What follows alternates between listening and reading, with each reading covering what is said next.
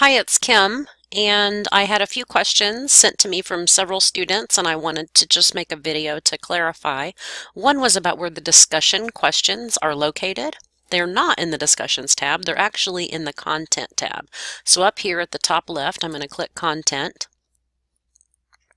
And then it's already on week 1, but you would go to whatever week you're interested in and click Instructional Materials.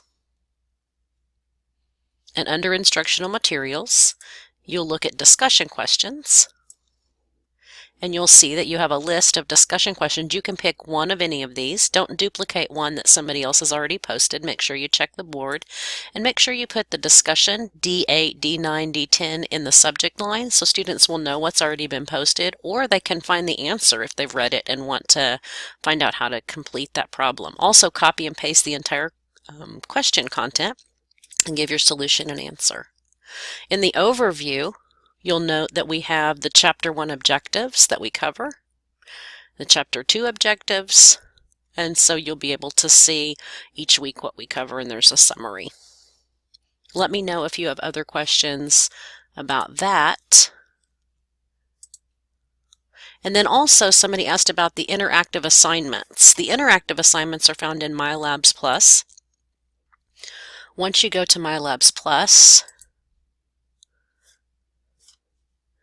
you'll be asked to look at the interactive assignments and homework.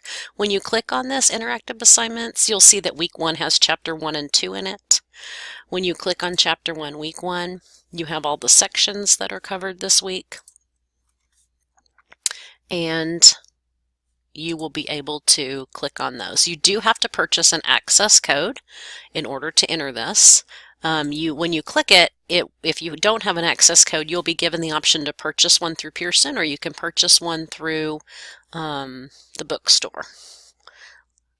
Let me know if you have other questions about the assignments.